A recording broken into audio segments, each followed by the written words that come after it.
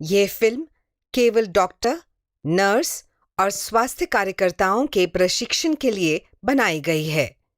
इसे आम लोगों में प्रदर्शित करना मना है।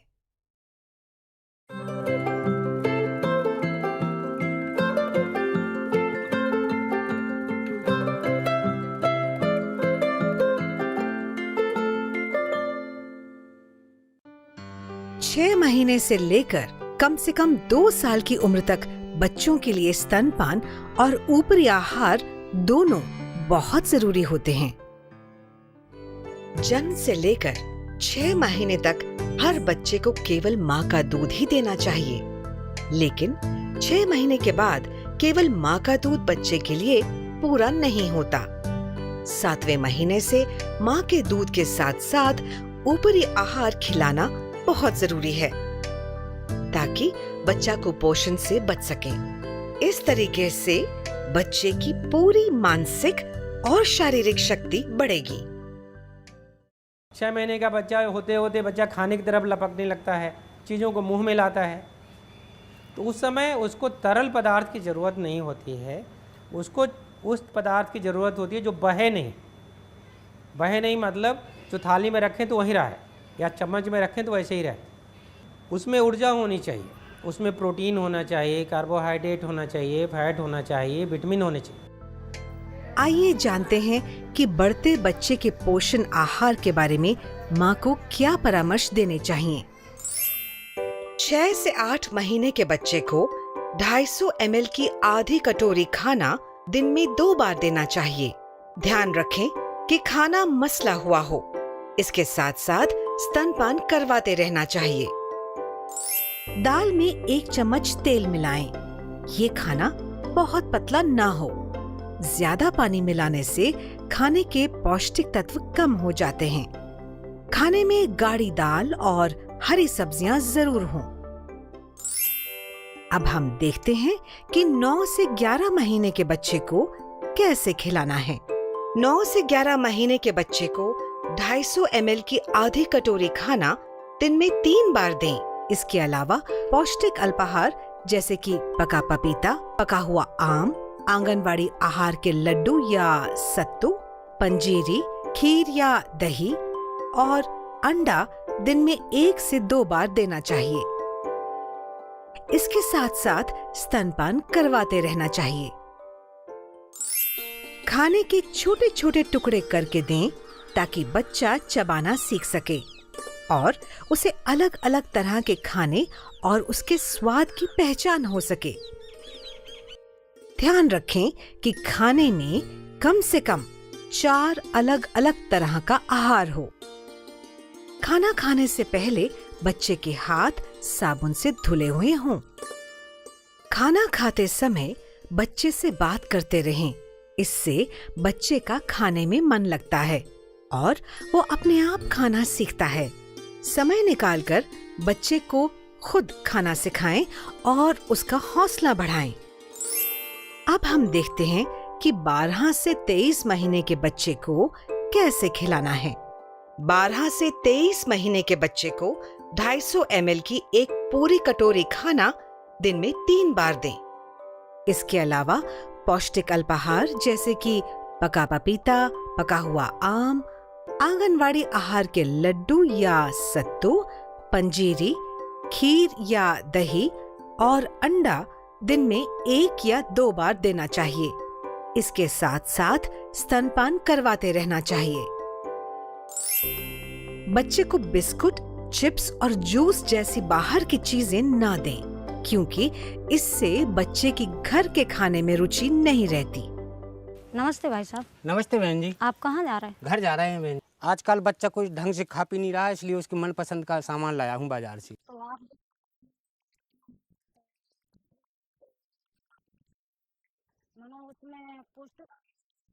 तो आप जे वापस करके वो इनके बदले में फल है, दाल है, चावल है, आप जे खिलाइए, उसमें पौष्टिक आहार मिलेगा, बच्चा की रफ्तार बढ़ेगी बढ़ने की।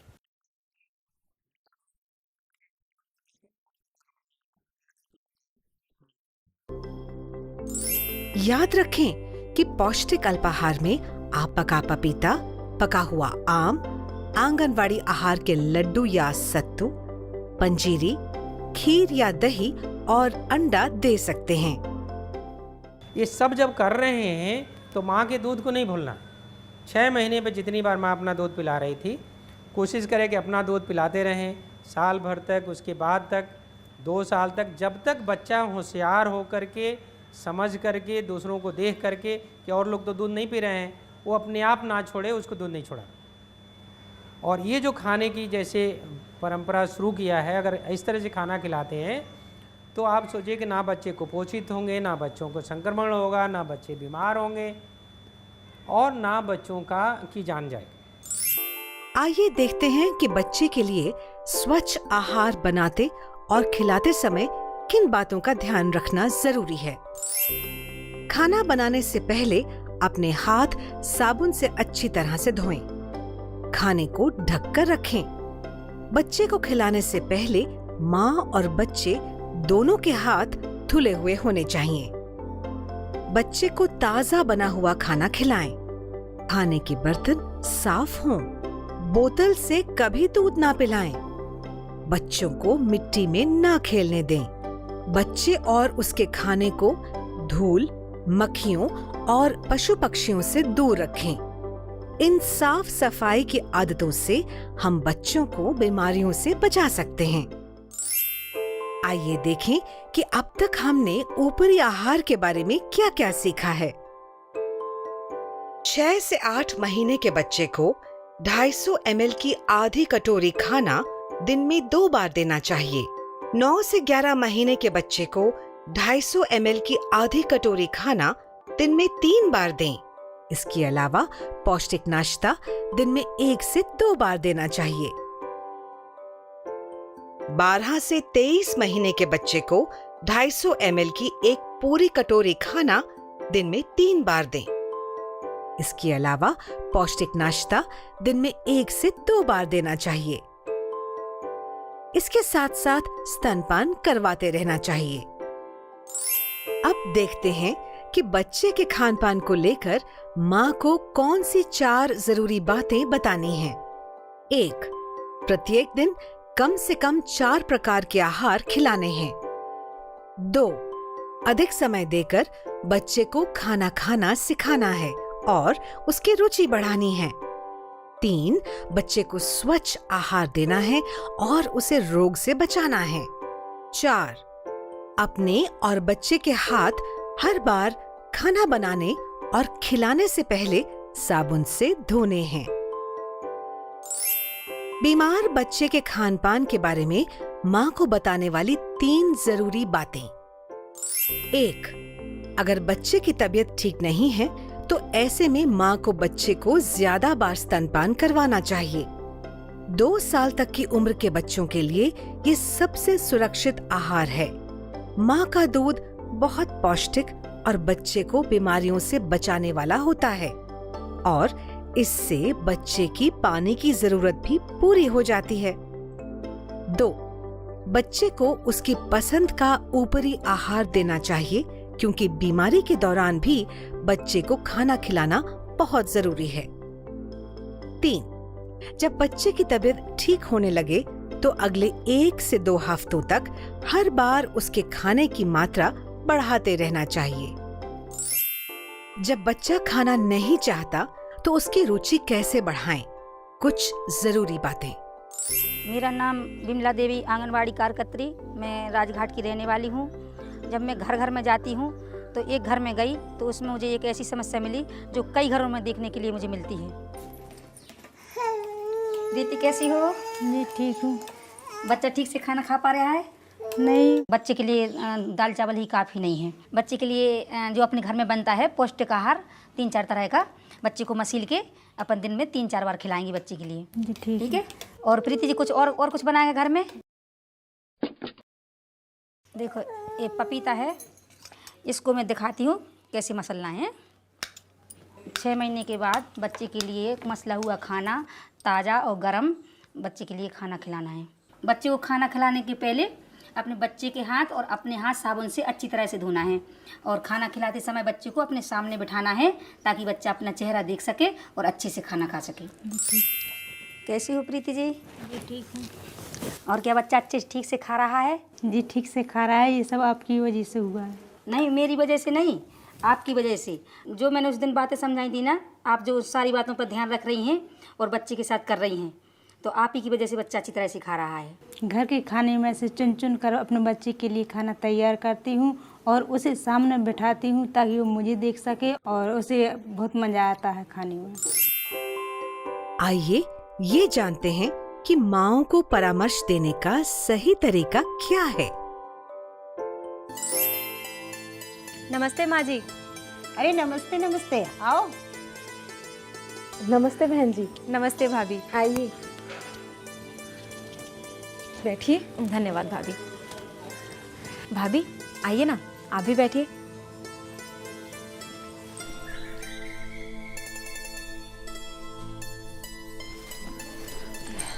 और बताओ भाभी, कैसी हो? तबीयत वगैरह तो ठीक है ना? मैं ठीक हूँ दीदी, और तबीयत भी बिल्कुल ठीक है। और हमारा मुन्ना कैसा है? ये भी ठीक है। बस थोड़ा चिड़चिड़ा हो गया है आजकल। चिड़चिड़ा? पर क्यों?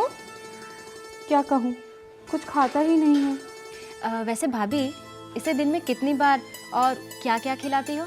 घर में जो भी बनता है वही खिलाते हैं। पर पता नहीं क्यों आजकल इसे भूख ही नहीं लगती। कोई बात नहीं, अभी देख लेते हैं। भाभी ज़रा इसका खाना लेकर आइए तो।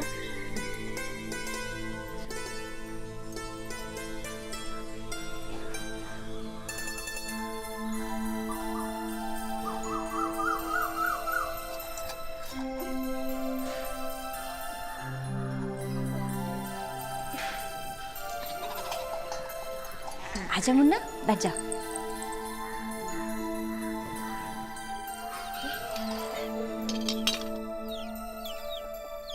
भाभी ऐसे नहीं,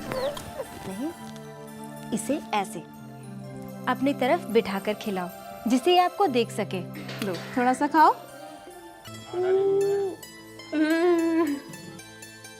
शाबाश, अब मजे से खाएगा मुन्ना, है ना? देखा भाभी, इसे बस आपको मुस्कुराते हुए देखने की ज़रूरत थी। अगर हम बच्चे को समय देकर उसे अपने सामने बिठाकर प्यार से बातें करते हुए खिलाएंगे, तो बच्चे को इस तरह खाना खाने में भी मज़ा आता है और आराम से खाना भी खा लेता है और उसका खाने में भी मन लग जाता है।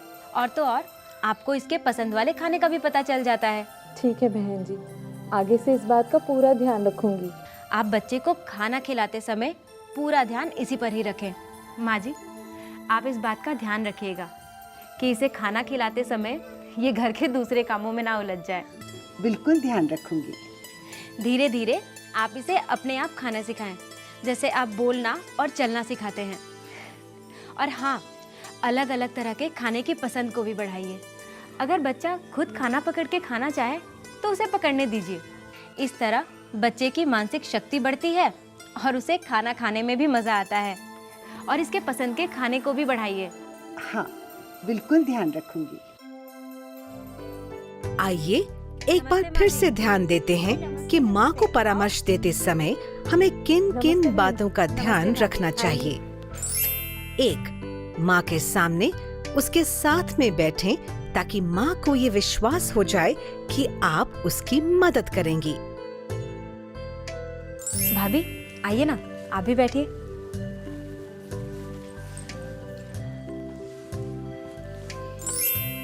2. माँ को देखें, उसकी बातों को ध्यान से सुनें और उसके साथ प्यार से पेश आएं। तबीयत वगैरह तो ठीक है ना? मैं ठीक हूँ दीदी, और तबीयत भी बिल्कुल ठीक है। और हमारा मुन्ना कैसा है? 3. माँ की परेशानी को समझें, उसकी हमदर्द बने और समस्या के बारे में और जानकारी लें। क्या कहूँ, कुछ खाता ही नहीं है। वैसे भाभी, इसे दिन में कितनी बार और क्या क्या खिलाती हो? घर में जो भी बनता है वही खिलाते हैं। पर पता नहीं क्यों आजकल इसे भूख ही नहीं लगती। कोई बात नहीं, अभी देख लेते हैं। 4. पहले माँ की समस्या का समाधान करें, उसके बाद ही कोई और सलाह दें। देखा भाभी, इसे बस आपको मुस्कुराते हुए देखने की जरूरत थी। ठीक है बहन जी, आगे से इस बात का पूरा ध्यान रखूंगी। 5. हर मुलाकात के दौरान परिवार के दूसरे सदस्यों से भी बात करें और उन्हें माँ की मदद करने के लिए प्रोत्साहित करें। माँ जी, आप इस बात का ध्यान रखिएगा कि इसे खाना खिलाते समय ये घर के दूसरे कामों में ना उलझ जाए। हाँ, बिल्कुल ध्यान रखूंगी। अगर हम माँ को परामर्श देते समय इन सब बातों का ध्यान रखेंगे तो हम आसानी से उनकी समस्याओं का समाधान कर पाएंगे।